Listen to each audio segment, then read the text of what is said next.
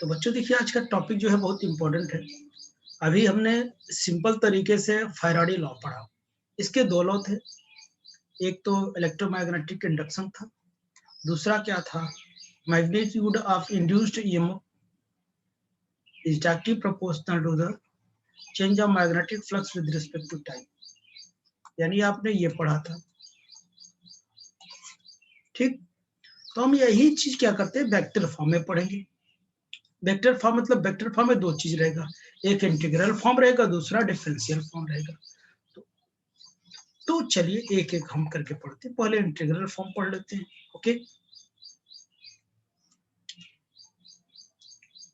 पहला नंबर क्या है, और इसी को बोलते हैं बच्चों, इसी को कभी वेक्टर फॉर्म आए ना तो यही दोनों प्रूव कर देना आप लोग, ठीक है ना। अगर वेक्टर फॉर्म आए दोनों कर देना।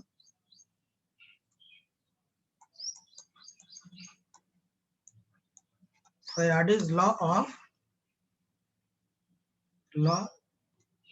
Faraday's law in vector form.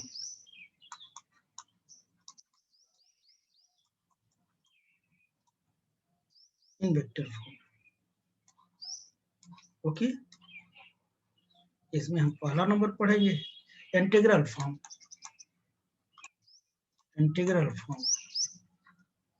Form of Faraday law. Faraday's law,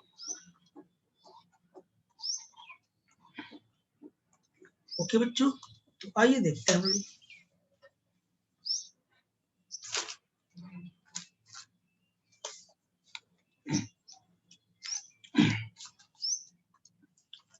चलिए, तो आपको पता है according to Faraday law, according to Faraday law, the induced EMF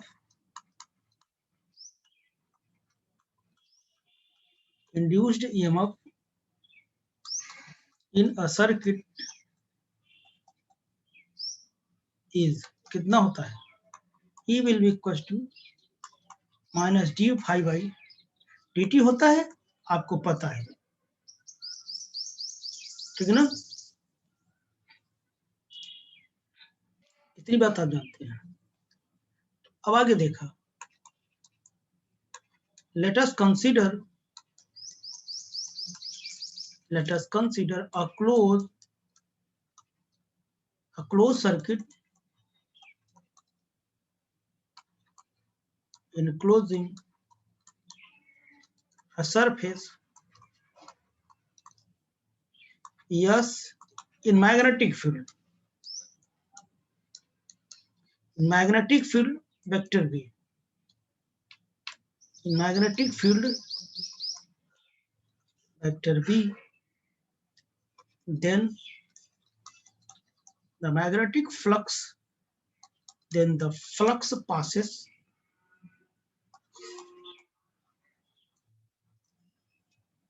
through a small area ds will be,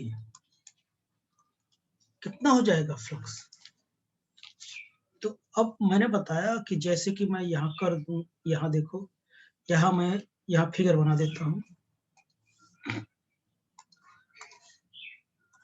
यहाँ मैं कोई फिगर बना दिया, यहाँ पे कोई मैंने फिगर यहाँ पे कोई बना दिया। अब यहाँ पे एक स्मॉल एरिया कट कर लिया, एक स्मॉल एरिया कट कर लिया, ऐसे इसकी ds है, ठीक है ना। ये पूरा यस है, इसकी स्मॉल एरिया कट कर लिया, इसकी स्मॉल एरिया ds है। और यहाँ पर क्या करते हैं, एक स्मॉल dl लेंथ कट कर लिया। ये देखना क्यों कट करूंगा भी समझ में आ जाएगा, ये वेक्टर फॉर्म हो जाएगा जिसकी डायरेक्शन फील्ड की डायरेक्शन में होगी, ठीक। तो अब बताए कितना हो जाएगा, तो डी फाई कितना होता है, पी डॉट ds होता है वेक्टर फॉर्म में। यहाँ से फाई कितना हो जाएगा, यस बी डॉट ds हो जाएगा ना। तो यहां रख दूंगा मैं। Now from equation first E will be equal to minus D phi by D T. अभी मैंने फाई की वैल्यू निकाला, कितनी निकाला, बी डॉट कितना डी एस निकाला, तो E will be equal to D minus D T. मैं यहाँ पे लिखूंगा integration of S, B dot कितना हो जाएगा डी एस हो जाएगा। इक्वेशन नंबर सेकंड हो जाएगा। ठीक, अब यही जो मैंने क्या कर दिया, एरिया कट किया, ये डीएस एरिया कट किया, और मैंने यहाँ डीएल एलिमेंट कट किया जिसकी डायरेक्शन इधर है, तो ये क्लोज लूप हो गया। क्लोज लूप में डीएल लेंथ के कारण इलेक्ट्रिक फील्ड कितना होगा, line integral of electric field,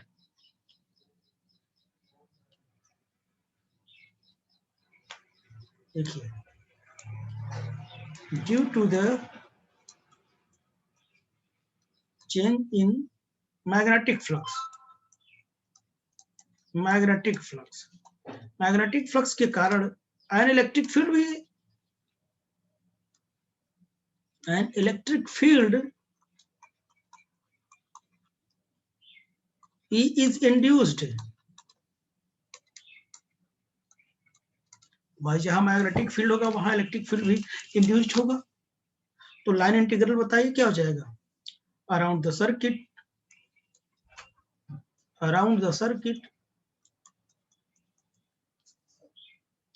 तो कितना हो जाएगा बोलिए, इंड्यूस्ड ईएमएफ हो जाएगा कितना, line integral of electric field E dot कितना हो जाएगा डीएल हो जाएगा। इक्वेशन नंबर थर्ड समझ गया क्या। यहां पर देखो, ये तो डिफिनेशन था बाय डिफिनेशन, और ये फ्लक्स, इसके अराउंड फ्लक्स जितना पास करेगा ये होगा। भाई ये सरफेस एरिया था, स्मॉल एरिया के थ्रू डी फाई पास किया था, और पूरे के लिए फाई का मैं इंटीग्रेट कर दूंगा दोनों तरफ। उसके बाद तो इसके मैग्नेटिक फ्लक्स के चेंजिंग के कारण इलेक्ट्रिक फील्ड भी तो इंड्यूस्ड होगा।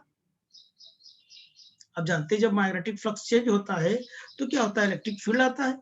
तो ये इलेक्ट्रिक फील्ड ये है। अब बताओ फ्रॉम सेकेंड एंड थर्ड दोनों इक्वल है क्या, from second and third, from second and third, from second and third क्या हो जाएगा, line integral of electric field will be equal to minus D by D T integration of B dot कितना D S. बच्चों ये जानते हो क्या है, this is the integral form, this is the integral form of Faraday law. ये Faraday law क्या क्या है, इंटीग्रल फॉर्म है। समझ गए बच्चों, फैराडे लॉ का इंटीग्रल फॉर्म है। तो अब देखना,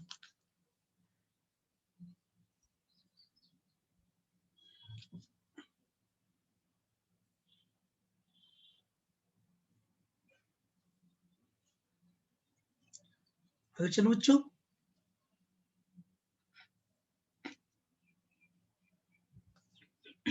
हाँ, तो अब देखिए इसी के आगे कंटिन्यू करता हूँ, डिफरेंशियल फॉर्म फाइंड आउट करता हूँ, ठीक है ना, इसी के आगे।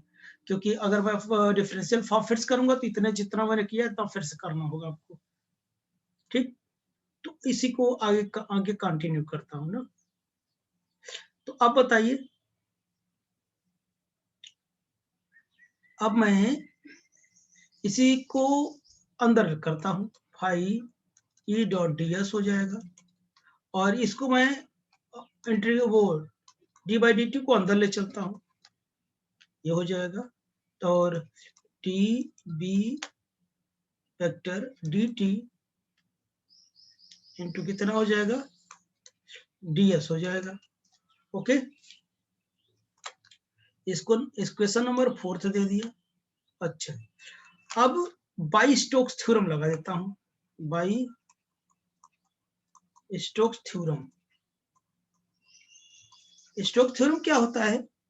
लाइन इंटीग्रल को सरफेस इंटीग्रल में चेंज कर देता है। लाइन इंटीग्रल को सरफेस इंटीग्रल में क्या करता है? चेंज कर देता है। ये हमारा लाइन इंटीग्रल है।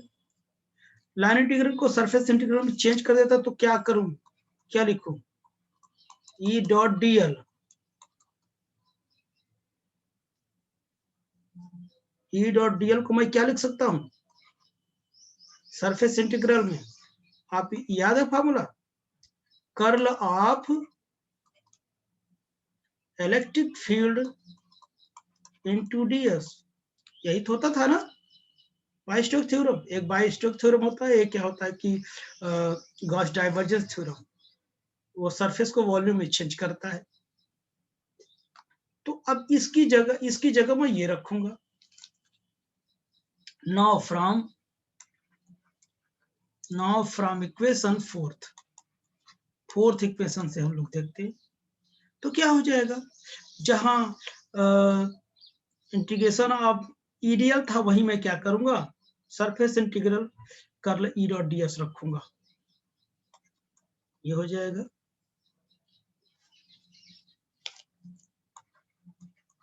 कर्ल लिखा, ई डॉट डीएस लिखा, will be equal to minus ये भी एस है, D beta by D T into क्या है डी। तो देखिए दोनों तरफ डीएस डीएस इंटीग्रेशन इंटीग्रेशन हटा सकता हूँ क्या? हटा सकता हूँ ना। तो ये ऐसा लिख सकते हैं, कर्ल लिखा, कर्ल ई लिखा, डी बी वेक्टर इतना लिखा, माइनस भी रहे, ये तो हट गया ना। तो मैं इसको लिख सकता हूं।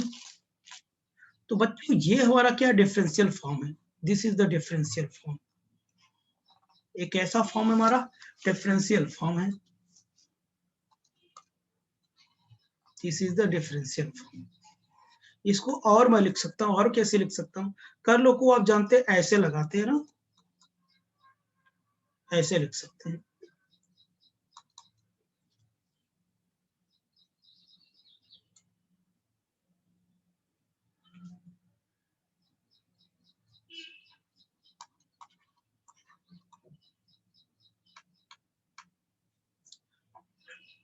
माइनस डी बीटा वाई कितना हो जाएगा? डी टी हो जाएगा। आप ऐसे भी लिखते हैं इसे।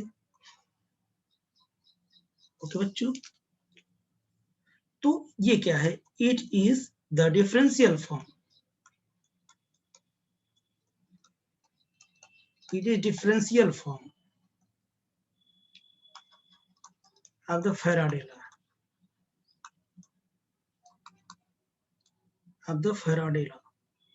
and also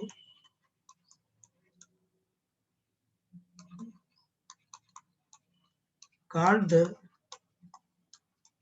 universal form of Faraday law। ये यूनिवर्सल फॉर्म भी कहते हैं इसको। ठीक बच्चों, समझ में आया? इसको ऐसे भी लिख दो,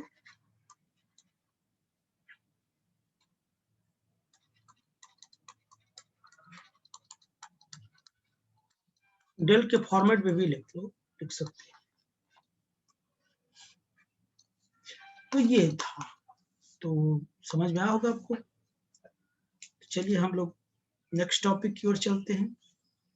उसके लिए हमें फिर से जुड़ना होगा। ओके।